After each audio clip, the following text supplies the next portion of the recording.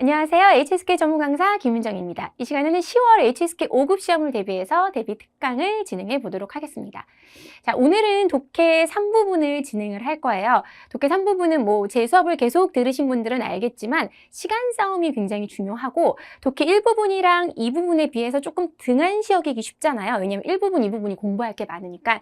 그렇지만 시험에 임박했을 때 조금 더 총력을 기울여야 할 것이 독해 3부분이라는 거. 왜요? 문항수가 많습니다. 그래서 내가 시험이 다가오면 독해 1부분에 호응 관계 열심히 외워야 되고 독해 2부분 시간 안배하는 거 그게 중요한 것을 떠나서 일단 독해 3부분이 20문항이에요. 독해 1, 2 합쳐도 25문항인데 독해 3부분 20문항을 내가 잘 잡아 나가야겠다라는 생각을 하시면서 가셔야 될 것 같습니다. 자, 적중 문제 풀 겁니다. 무조건 우리는 문제로 접근을 해야 됩니다. 그러니까 시험이 다가오면 다가올수록 이론이나 단어 이런 것보다는 문제를 좀 많이 풀어보고 그리고 내가 문제를 어떤 순서로 풀고 있는지. 그러니까 시험 현장 딱 가면 문제를 딱 봤을 때 내가 뭐부터 해야 되지? 라는 생각이 드실 거예요. 그럼 내가 문제 먼저 읽고 이 순서가 있잖아요. 그리고 나서 지문에서 이걸 찾고 그 다음에 보기를 보고 독해 3부분은 문제 풀이 순서가 굉장히 중요하기 때문에 순서를 좀 신경 쓰시면서 강의 들으셔야 될 것 같고요.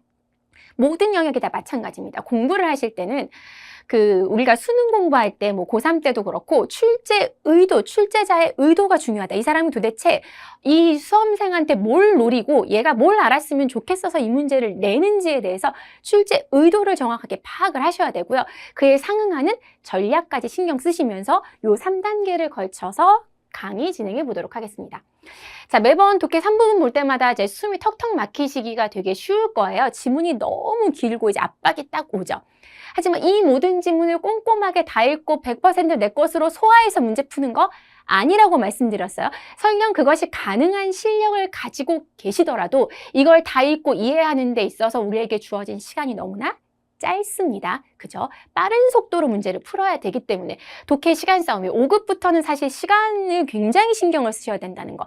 한 문제를 1분꼴로 이렇게 문제를 풀어야 되기 때문에 정확하게 우리가 시간을 좀 아껴야 된다. 그럼 전략이 굉장히 중요하겠죠?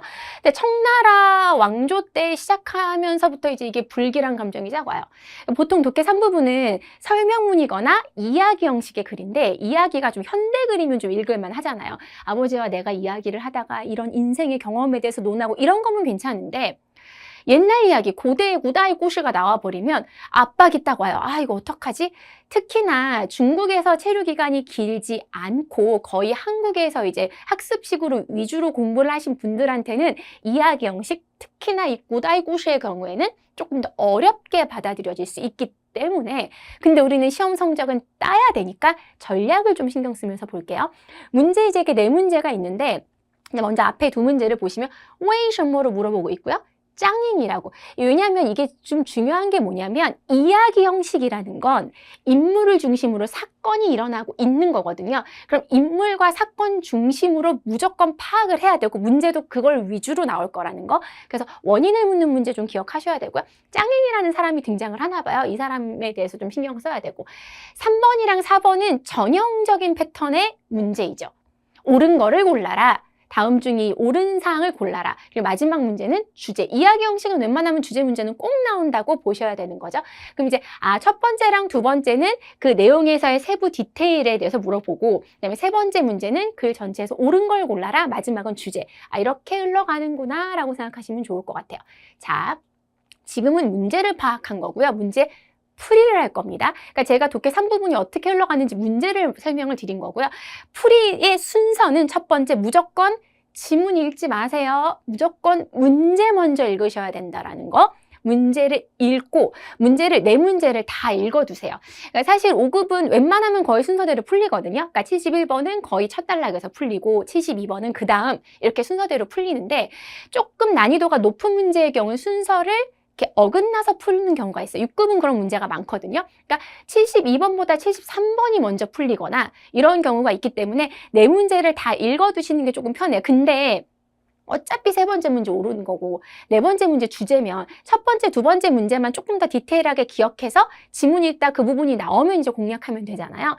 보시면 일단은 두 가정이 이 공터가 누구한테 속하는지를 정확하게 모른다. 근데 공디가 깔꼬이시 이거 좀 어려운 단어 나온다고 해서 신경 너무 혼란스러워 하실 필요 없이 뿌칭추만 보면 돼요. 그리고 왜什么? 왜? 그다음에 짱잉이라는 사람이 짱지아가 어떻게 하기를 바라는지, 짱잉이 무엇을 바라는지, 그럼 짱잉이라는 사람이 바란다 할 때 이 문제를 푸시면 돼요. 그죠? 왜 이렇게 얘기를 하냐면 지문 다 읽을 시간이 없다니까요. 그러니까 처음부터 왜, 이유나 원인, 이 두 집안 사람들이 뭐에 대해서 불확실하길래 일어나? 라는 거 찾으시고, 그다음에 짱잉 찾으시면 된다라는 거. 자, 본격적으로 이제 첫 번째 문제를 풀기 위해서 첫 번째 문제의 키워드를 지문에서 보는 거예요. 자, 첫 단락, 첫 줄부터 쭉 보는데 주어수로 위주로 보셔야 돼요. 인물과 사건 중심으로 보라고 했으니까. 짱시성을 가진 집과 우시성을 가진 집이 서로 이렇게 인접해 있습니다. 드디어 이제 두 집안 간에 3척짜리 공터가 하나 있어요. 근데 요위, 이거 중요합니다. 요위가 뭐예요? 인웨이랑 똑같죠? 이유, 원인을 물어보잖아요. 71번 문제가 오에이션뭐잖아요. 그쵸? 그들 집이 조상 대대로 내려왔기 때문에 시간이 너무 길어져서 이렇게 쭉 이어져요. 그래 놓고 누구한테 속했는지 모른다는 거야. 아무도 모른다는 거야. 이 사이에 있는. 그럼 앞에 해석하는 게 좀 어려워도 드디어 나왔다. 뿌칭 추가. 그럼 그 원인이 그럼 여기 사이에서 답이 풀리겠구나 하고 보기를 보세요. 니엔다이가 지우위엔 한지 아니면 주안마이를 너무 여러 차례 했는지 이렇게 바꿔서 서로 이렇게 전매하는 거. 그 다음에 방우의 허통이 계약이거든요. 계약서를 잃어버렸는지. 그리고 예전에 두 집안의 공동 소유였는지. 해석이 다 안 되더라도 니엔이 지오한지 이걸 또어츠를 했는지 무언가를 띄울러 했는지 주어수로 위주로 보시면 된다라는 거야. 그래 놓고 나서 다시 그 부분만 파면 되죠. 그죠? 근데 여기에 딱 뭐가 나와요? 시지엔이 지오위엔하대요. 그거를 시지엔은 리엔다이로 바꿨을 뿐인 거야. 시간이 너무 오래돼서 그래서 누구 땅인지가 좀 불분명하게 됐다라는 거예요. 지금 우리가 문제를 풀 수 있는 근거가 되는 단어들은 어렵지 않잖아요, 여러분. 지문 자체는 굉장히 어려운데 그거 기억하시면 되고요. 두 번째 합니다. 짱잉이라는 사람이 등장을 할 거예요. 그러니까 우리가 첫 번째 문제를 풀면서 두 집안에 이 땅이 누구 땅인지 너무 오래돼서 모른다라고 아주 짧게 하지만 중요한 메시지를 71번 문제를 통해서 알게 됐단 말이에요. 짱잉이라는 사람이 등장하나 봐요. 이 짱잉이라는 사람이 짱지아가 어떻게 해주기를 바라는지에 대해서 나온단 말이에요. 그럼 난 짱잉을 찾아야겠다. 근데 이제 쭉 이어서 보시면 볼리아누가 짱잉이 나와요. 그죠? 무단 뭐뭘 안 했을 뿐만 아니라 오히려 뭐뭐를 했대요. 그럼 여기서 이제 문제가 풀릴 것 같아 하고선 꼼꼼하게 읽지 마시고 보기를 먼저 본 다음에 그 부분을 파시라고 말씀을 드렸어요. 랑추 콩디예요. 그러면 랑을 내가 잘 모르겠어. 랑은 나는 겸어문으로만 알고 있는데 랑추를 찾으시면 돼요. 그 지문에서 랑추가 나오는지. 랑이라는 게 양보하다 할 때 양자거든요, 사실. 그래서 이 땅을 양보를 하라고 시켰는지 아니면 우지한테 따오첸 사과를 하라고 시켰는지 아니면 공디를 마이게 우지한테 팔라고 하는지 아니면 공동으로 개발하자고 하는지에 대해서 이 네 개의 보기를 봤잖아요. 그럼 다시 그 부분 답이 나오는 부분에서 이 네 개 중에서 어떤 정보가 나오는지만 확인하시면 되는 거예요. 자, 보시면 보리아오 짱잉이 이걸 하지 않았을 뿐만 아니라 해놓고 이제 답이 나오니까 보기를 보고 읽어야 조금 편해요. 랑지지아런 랑추 딱 나오잖아요. 양보하길 바라는 거예요. 쿨하게. 서로 싸우지 말고. 요거. 그래놓고 서신에서 이렇게 썼어요. 천리가 되는데 내가 지금 이거 벽 하나 때문에 이거 서신을 쓰고 있는데 이거 뭐가 중요하냐 이런 식으로 이제 이 부분이 어렵잖아요. 고어체라서 중요하지 않아요. A, B, C, D에 해당하는 정보만 확인하면 되니까. 그래서 정답은 A라는 거. 자, 건쥐상원 이 글 전체를 통해서 옳은 정보를 보셔야 된다는 거예요. 그럼 옳은 걸 골라야 되는데 앞에 내용은 대충 확인을 했으니까 이제 남아있는 부분에서 내용을 확인해야 되는데 독해 이 부분도 맞는 거 고르는 거잖아요, 우리가. 그럼 무조건 보기 먼저 읽으라고 하잖아요. 보기 먼저 읽으셔야 됩니다. 짱지아가 배상을 받았는지 주어가 다 다르죠. 두 집안의 갈등이 깊어졌는지, 우지아가 결국은 집을 고치지 않았는지, 그다음에 짱잉의 방법이 사람들의 칭찬을 받았는지. 근데 중국에서 좀 오래 계시거나 이 이야기를 이렇게 많이 풀어보신 분들은, 많이 이렇게 들어보신 분들은 대충 답이 D일 수 있겠다라는 느낌이 조금 와요. 왜냐면 짱잉이 되게 멋있게 행동을 한 거잖아요. 그래도 확인은 하셔야죠. 봤더니 이제 짱지아련이 이걸 다 읽었어요. 그래 놓고서는 이제 뭐를 했냐면, 그래서 주동적으로 방문을 해서 삼척 어떻게 했고, 우지아가 이 짱잉의 이런 겸손함에 깐동은 여러분이 해석하지, 감동을 받았고, 느낌 쫙 오시죠? 이거 할 때 얘네도 3척짜리 땅을 양보를 해요. 그래서 서로 간에 6척짜리 골목이 생겨서 이렇게 불렸고 해놓고, 짱잉의 이러한 겸손하게 처리한 이 사건이 천대만대 이게 미담으로 전해진다라고 아름답게 마무리가 된 거죠. 칭찬을 받았다고 노골적으로 얘기하지 않지만 감동을 받아서 이 사건이 아름다운 미담으로 전해졌다라고 해서 마무리가 된다라는 거. 그러니까 우리가 이제 동양 국가의 사상이 이제 같이 공유가 되잖아요. 뭐 우리나라, 중국, 일본 이런 식으로.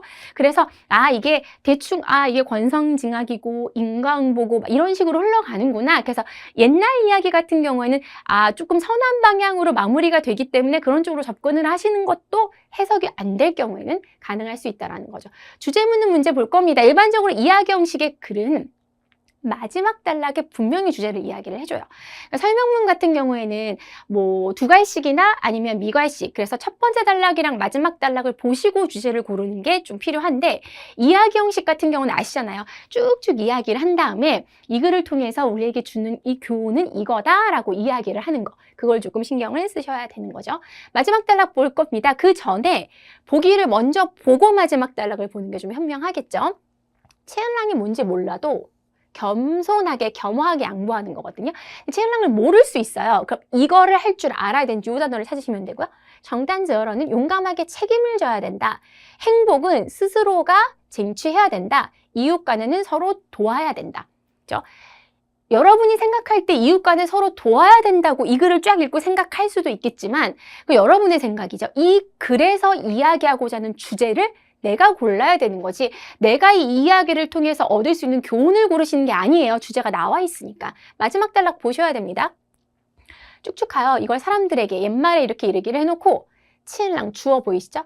겸손하게 인내심을 갖고 양보하는 것. 비록 잠시 잠깐은 좀 체면을 잃고 이득을 잃는 것 같지만, 그러나 우리에게 이러한 마음의 상태를 준다. 쭉 이어서 나가서 주어가 중요한 거죠. 양보란 수양이며 미덕이며 우리에게 있어서 가장 최고의 인격적인 경지라고 할 수 있다. 그러니까 주어 수어를 잡고 가시는 게 중요합니다. 왜냐하면 여러분이 이게 인물과 사건 중심으로 간다고 했잖아요. 짱잉이, 짱지아가, 우지아가 뭘 했다. 결국 이 주제는 무엇은 어떻게 흘러간다. 주어 수어 위주로 해서 정답을 어렵지 않게 고를 수가 있어요. 똥더 치엔랑. 지문 되게 어렵거든요. 지문의 난이도는 굉장히 높습니다. 구다이 꾸셔 치고도 굉장히 난이도가 높은데, 여러분이 아셔야 될 게, 지문의 난이도가 높을 경우에는 문제를 조금 더 쉽게, 구조만 파악하면 좀 쉽게 풀 수 있게 해놓고요. 지문의 난이도가 낮을 경우는 오히려 조금 문제를 꼬는 경우가 있어요. 그래서 지문이 너무 좀 어렵다고 할 때는 오히려 긴장하지 마시고 내가 문제와 보기 위주로 해서 정확하게 답을 좀 빠른 속도로 찾아야겠다라고 생각하시면 된다라는 겁니다. 주어진 정보를 빠르게 분석하는 거, 정보가 뭐예요? 주어진 정보, 문제를 빠르게 분석을 하셔야 돼요. 그리고 이야기 글을 오늘 봤잖아요. 인물과 그 인물에 해당하는 행동에 대해서 신경을 쓰셔야 되고요. 글의 주제는 이야기 글의 경우에는 마지막 단락에서 찾아야 한다라는 거. 자, 매번 제가 이제 수년간 이 대비 특강을 진행하면서 독해 3부분 하는 얘기는 거의 비슷합니다. 왜? 전략은 똑같거든요. 출제자의 의도도 똑같고. 그래서 여러분들이 오늘 배웠던 이 내용을 가지고 내가 독해 3부분은 최소한의 시간을 가지고 정확도 높게 문제를 풀어야겠다 이 생각하시면서요. 여러분이 고사장에서 좋은 성적 거두시길 바라면서 이 수업 여기서 마무리 짓도록 하겠습니다.